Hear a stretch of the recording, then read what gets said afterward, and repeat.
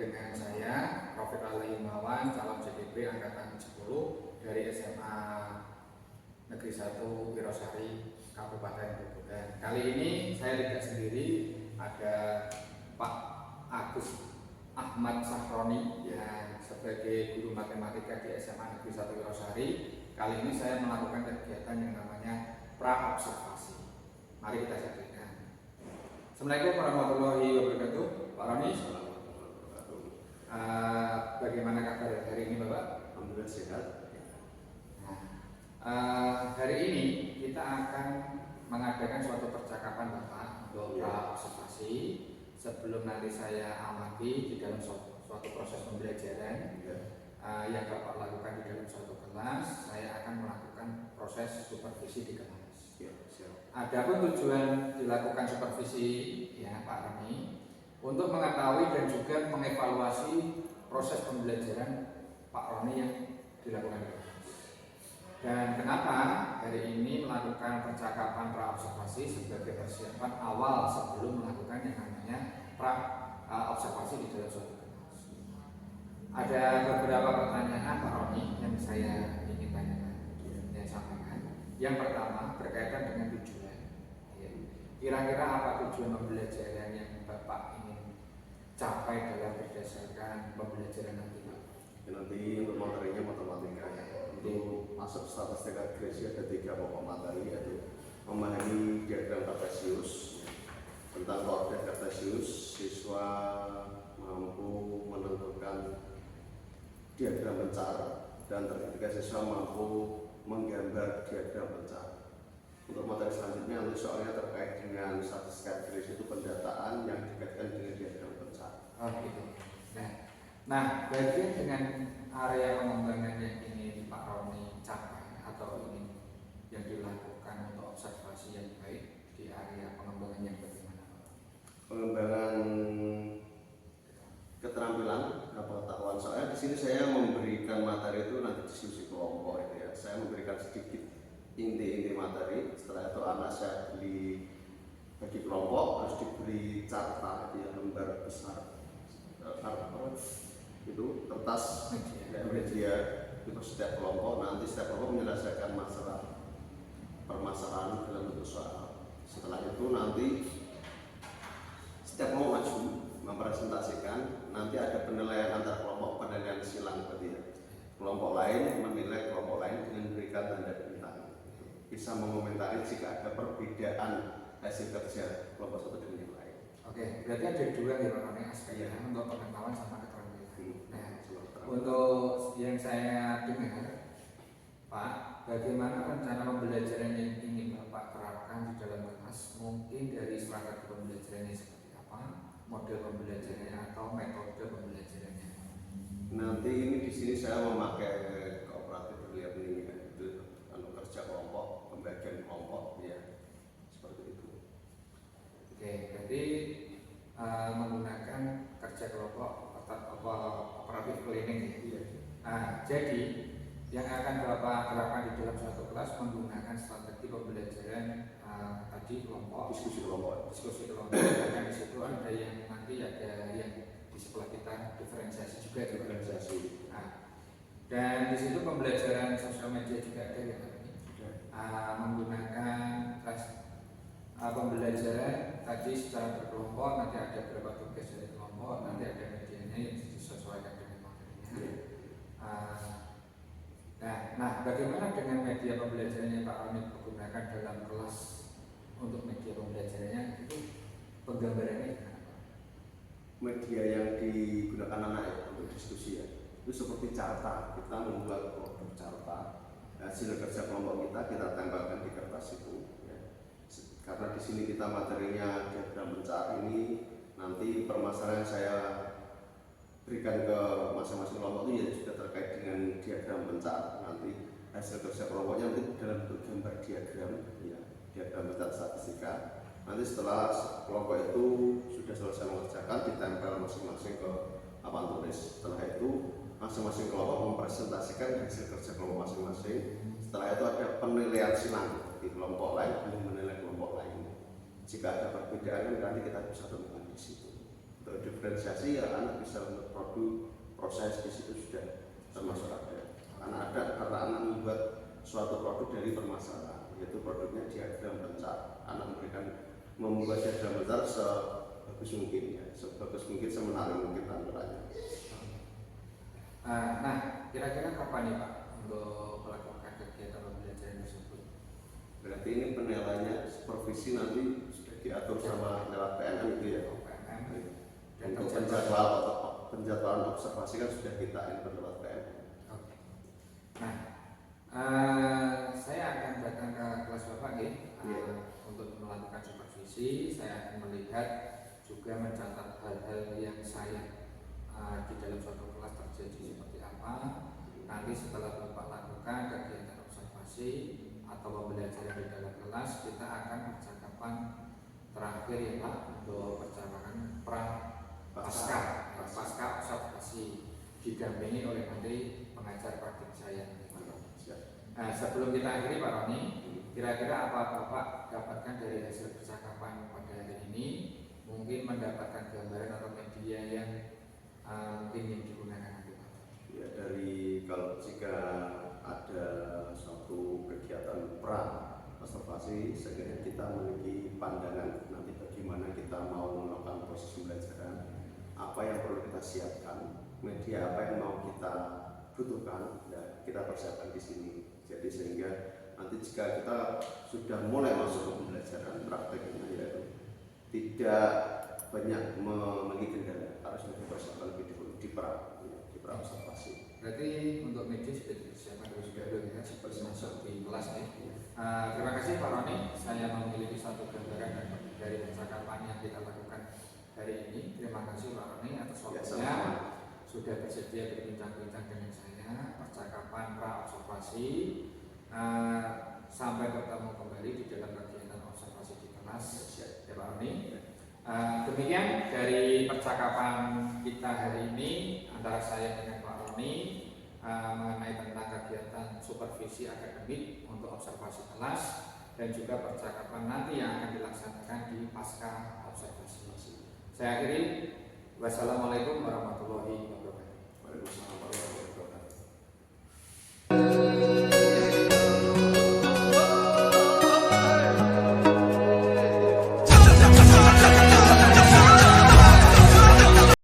Assalamualaikum warahmatullahi wabarakatuh. Waalaikumsalam warahmatullahi wabarakatuh. Hari ini ada yang tidak berangkat, anak-anak? Absen, yang absen siapa? 3. Febiola, Nawa, sama Chelsea ya. Jadi 3 orang yang nggak berangkat ya.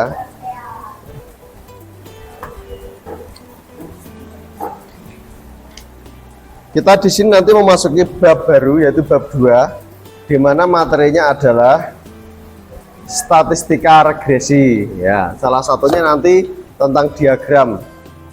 Kalau kalian dengar kata-kata diagram, apalagi tak tambahi kata-kata kartesius, berarti nanti hubungannya dengan titik koordinat. Ya, titik koordinat itu pelajaran kalian di kelas 8 SMP, yaitu persamaan garis. Menggambar persamaan garis berarti kita sebelum menggambar mencari titik koordinat. Dengan memasukkan anggota X ke dalam persamaan garis lurus, kita bisa menemukan Y. Berarti X, Y, itulah titik koordinat. Di dalam titik koordinat kita mengetahui bahwa terdapat sumbu apa? Sumbu X sama sumbu apa? Y. Berarti, dan perlu diingat titik koordinat itu adalah X, Y, bukan Y, X. Kadang ada yang kebalik, membaca titik koordinat belum paham juga ada. Karena ini pelajaran yang lampau, kalian tuh sudah lama. Ini saya berikan rambu-rambu ya, biar nanti di sini kita nggak bingung untuk menggambar diagram pencar. Tuh, persepsinya itu ya untuk diagram pencar. Persepsinya yaitu adalah materi yang lampau kelas 8, yaitu persamaan garis lurus.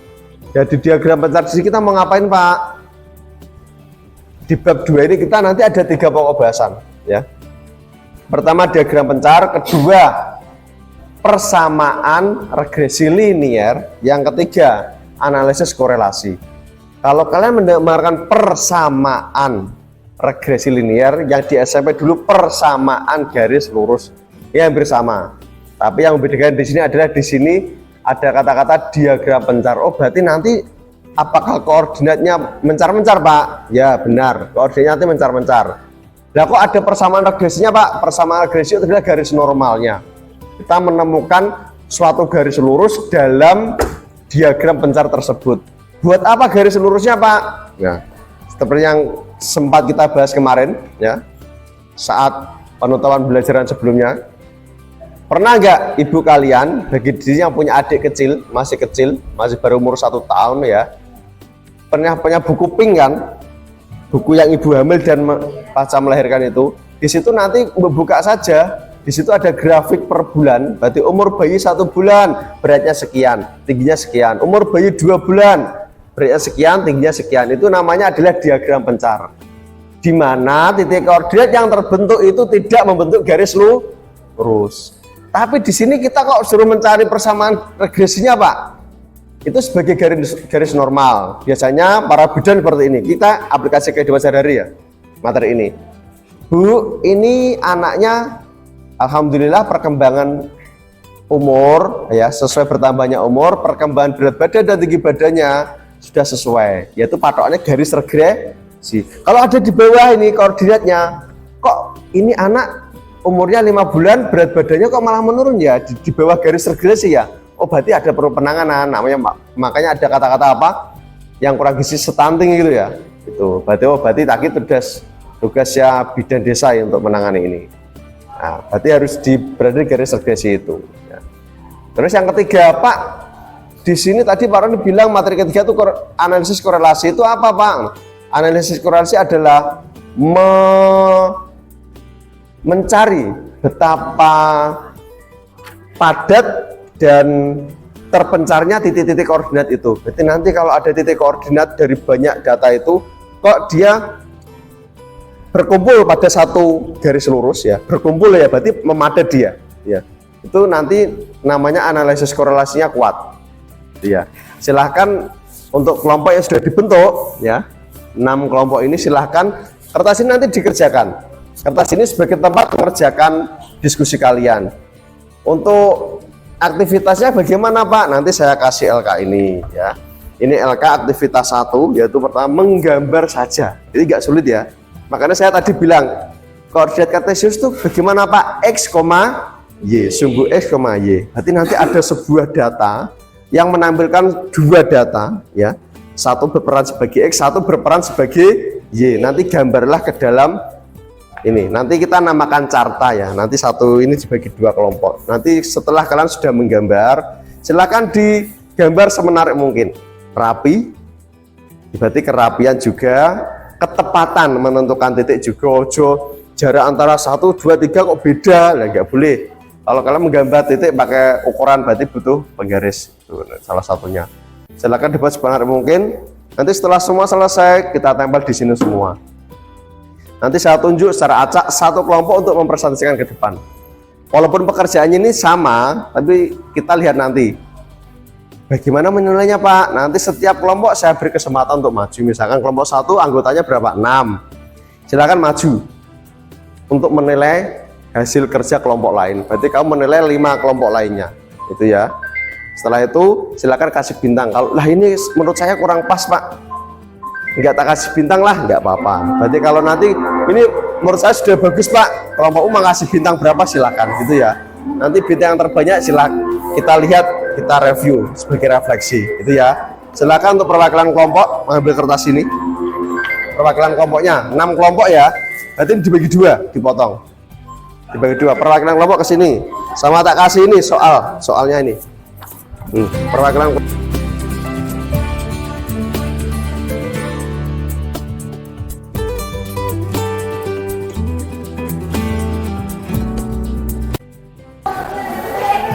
silakan duduk sesuai kelompoknya masing-masing. Jika ada yang perlu ditanyakan silakan bertanya. Jika masih kurang paham dengan isi aktivitas 1 kita,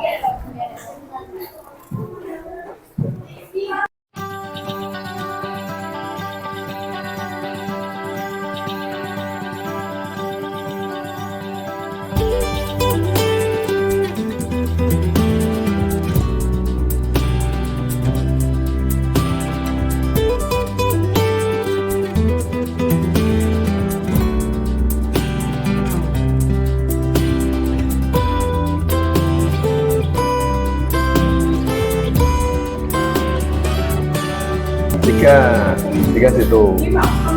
5 sini, 5 atas itu. Atasnya 6. 3.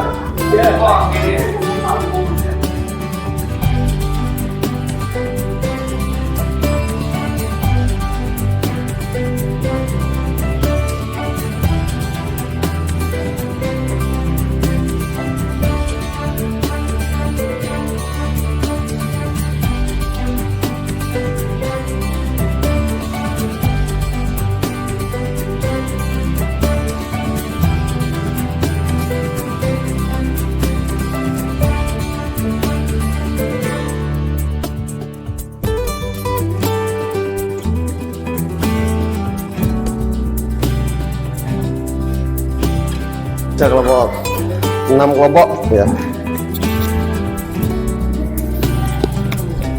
Nanti akan saya tunjuk satu kelompok ya, satu kelompok untuk mempresentasikan ya, mempresentasikan. Setelah ini kita mau ngapain Pak? Kelompok 1 mana? Kelompok 1. Silahkan berberapa? Berempat maju ke depan. Berempat semua maju ke depan.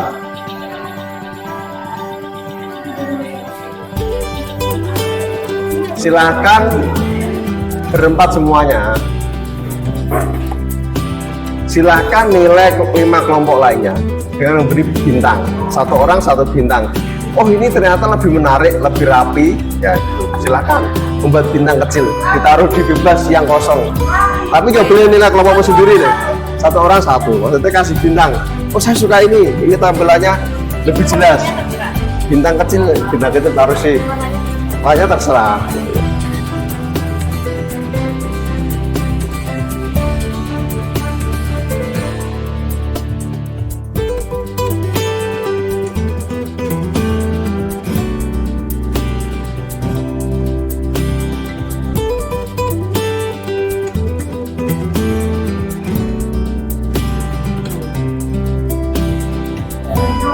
Ya kita lihat yuk. Kelompok mana lagi? Ya, kelompok 1, 2, 3, 4, 5 bintang. Kelompok ini berapa nih? 1, 2, 3, 4, 5, 6. Di kelompok 3 dapat 6 bintang. Ini saya memberi masukan nggak apa ya? Ini udah benar caranya. Saya lihat semua caranya udah benar. Pak tadi bilang kan, pakai strategi yang berbeda itu nggak apa-apa. Sebenarnya kita kan hasilnya bagaimana, gitu ya. Ini yang untuk masukan untuk kelompok 4. Ini adalah produk yang mau dilihat orang, gitu ya. Juga dikasih media yang lebih luas. Alangkah baiknya dibuat yang lebih besar, biar nanti kelihatan, harus dilihat orang gitu ya, nggak apa-apa. Sudah benar hasilnya. Untuk kelompok 6, kelompok 5.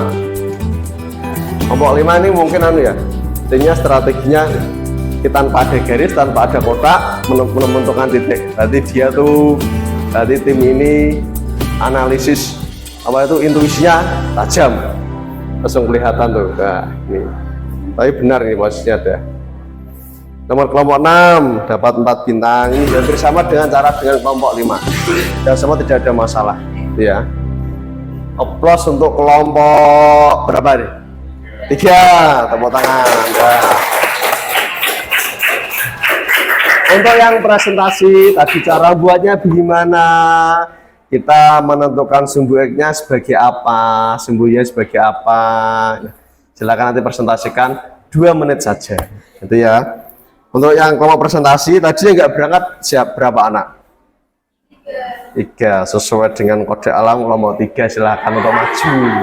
Pas dengan bintang yang terbanyak, berarti pas ya. Saya sekarang kelompok 3 maju. Assalamualaikum warahmatullahi wabarakatuh. Waalaikumsalam warahmatullahi wabarakatuh. Di sini saya Raditya Rizky Nurafi, absen 29 sebagai perwakilan dari kelompok 3 akan mempresentasikan hasil kerjasama kami tentang diagram pencar. Diagram pencar yang kami buat yaitu mengenai tentang seorang peneliti yang mengambil 6 orang tiktokers dan mendata berapa banyak follower yang masuk per harinya, atau di sini dapat rata-ratanya per jam, per hari per jam.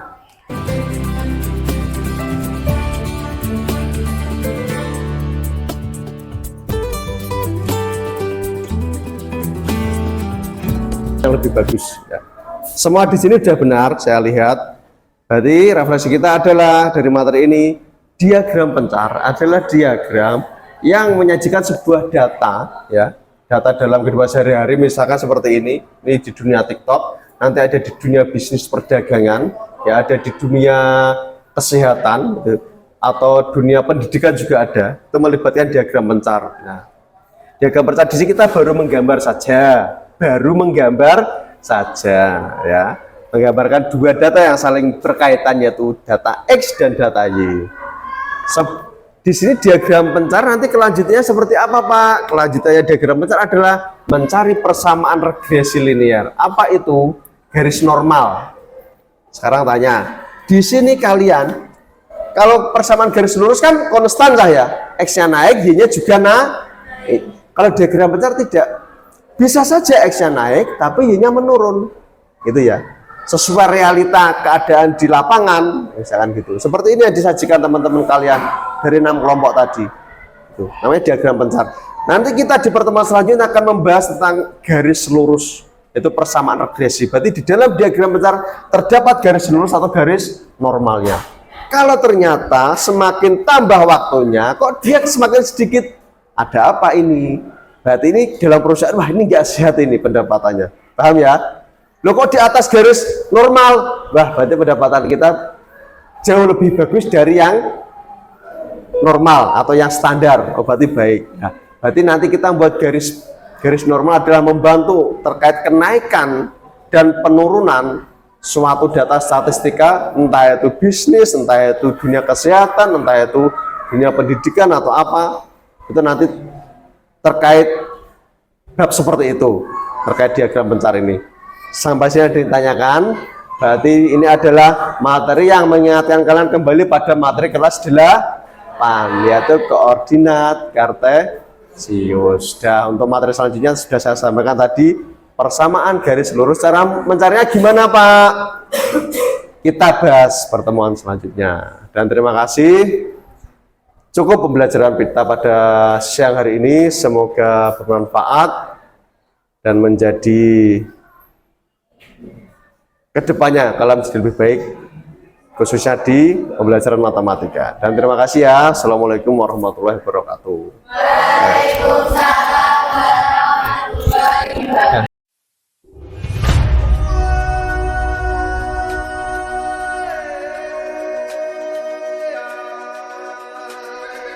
Assalamualaikum warahmatullahi wabarakatuh. Kita melakukan kegiatan yang namanya pasca observasi, didampingi oleh Bu Widya sebagai BP, Pak Roni ini nanti sebagai guru yang sudah diobservasi. Kita melakukan pasca observasi dengan Pak Roni dan saya sendiri sebagai supervisor. Bagaimana Pak kabarnya Pak Roni? Ya, kemarin di bulan Agustus sudah melakukan yang namanya observasi. Tujuan dari pembelajarannya Pak Roni kemarin seperti apa?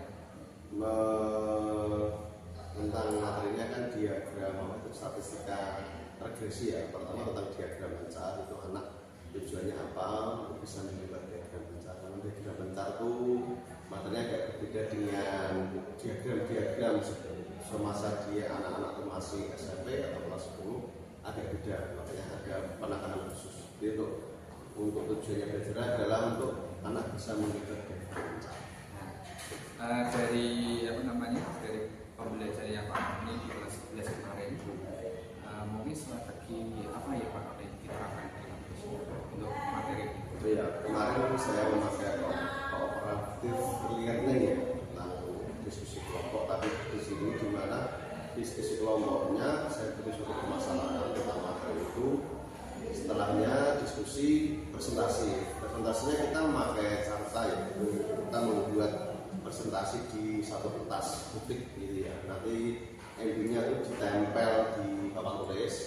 Nanti setelah sudah dipresentasikan, masing-masing kelompok memberikan penilaian silang. Jadi otomatis kelompok satu memberikan penilaian kelompok lain dengan memberi tanda nota bintang. Apakah kelompok ini pantas diberi bintang atau enggak, itu kita sambil penilaian silang kelompok 1 dan kelompok yang lain. Berarti strateginya Pak Roni yang diterapkan itu seperti itu. Jadi planning, terus ada tugas di lapangan tulis, presentasikan, terus ya, penilaian silang, menilai kelompok 1 menilai kelompok yang lain. penilaian antara kelompok ya. Gitu. Dan mungkin ada suatu hambatannya dari Pak Roni untuk strategi yang diterapkan terus. Seperti biasa, ya, seperti belajar yang lama itu hambatannya ya aktif anak-anak kan ada saking kita kan satu pelajar 36 dibagi jadi 6 kelompok, otomatis satu kelompok jadi ada 6 anggota. Itu pasti ada yang mungkin karena yang bisa dari kelompok itu ada yang pengen cepet-cepet gitu ya, otomatis anak yang kemampuannya sedang ditinggal gitu ya. Berarti ditinggal cepet-cepet biar presentasinya selesai gitu. Itu hebatnya di situ. Untuk keaktifan anak ada beberapa anak yang tidak aktif.